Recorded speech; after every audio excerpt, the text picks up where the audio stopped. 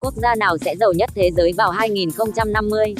HSBC vừa đưa ra một số dự đoán về quốc gia giàu có nhất thế giới năm 2050. Dự đoán này dựa trên các nghiên cứu về nền kinh tế của 100 quốc gia, theo thông tin từ Therichis. 1. Trung Quốc 25,33 nghìn tỷ đô la Mỹ. Quốc gia giàu có nhất thế giới vào năm 2050 sẽ là Trung Quốc. Cho đến 2049, nước này được dự báo sẽ tiếp nhận cả hai nền kinh tế là Hong Kong và Macau, góp phần vươn lên vị trí cao nhất. Với chính sách một con, dân số Trung Quốc sẽ tăng chậm lại, làm giảm lực lượng lao động vào 2050. Năm 2050, đây sẽ là quốc gia đông dân thứ hai trên thế giới. 2. Mỹ 22,27 nghìn tỷ đô la Mỹ. Các chỉ số cơ sở hạ tầng kinh tế của Mỹ đều rất mạnh. Tuy nhiên, cường quốc kinh tế lớn nhất thế giới trong vài thập kỷ qua sẽ phải nhường lại vị trí dẫn đầu vào 2050. Mỹ sẽ đối mặt với sự tăng trưởng trì trệ xét về thu nhập bình quân đầu người.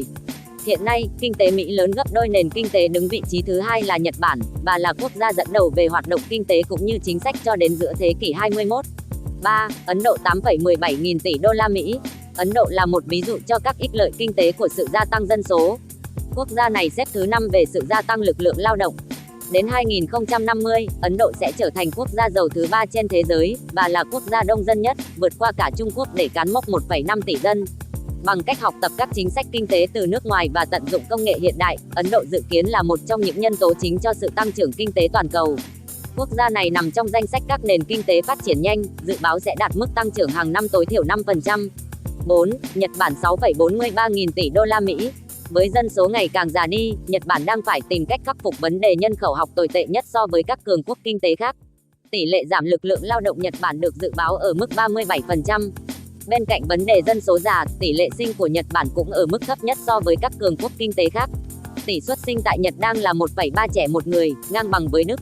Dân số Nhật sẽ giảm 25 triệu người, gấp đôi Đức. Tuy nhiên, nếu Nhật Bản tìm ra cách giải quyết vấn đề thu hẹp nguồn lao động, quốc gia này vẫn là cường quốc kinh tế lớn thứ tư hành tinh. 5. Đức 3,71 nghìn tỷ đô la Mỹ. Đức được dự báo là nền kinh tế lớn nhất châu Âu vào năm 2050. Mặc dù bị tụt một bậc xuống thứ 5 về mức độ giàu có, thu nhập bình quân đầu người của Đức sẽ tăng 8 bậc, lên vị trí thứ 10. Kết quả này nhiều khả năng xuất phát từ sự sụt giảm dân số lên tới 11 triệu người trong giai đoạn năm 2010 đến năm 2050. Lực lượng lao động ở Đức sẽ giảm 29%, tỷ lệ thu hẹp lao động lớn nhất toàn châu Âu. Mặc dù vậy, nguồn tài trợ vững chắc và cơ sở hạ tầng kinh tế mạnh sẽ đảm bảo sự ổn định của nền kinh tế nước này. 6. Vương quốc Anh 3,58 nghìn tỷ đô la Mỹ. Cho đến năm 2050, dự kiến kinh tế của Vương quốc Anh sẽ thu hẹp một nửa khoảng cách so với Đức, nền kinh tế lớn nhất châu Âu. Hiện nay, chênh lệch giữa hai nền kinh tế này là 346 tỷ đô la Mỹ. Theo dự đoán, khoảng cách này sẽ chỉ còn 138 tỷ đô la Mỹ vào 2050. Cả Đức và Anh đều sẽ bị tụt một bậc trong bảng xếp hạng. Sự đi lên của Ấn Độ chính là nguyên nhân tụt hạng của hai cường quốc nói trên.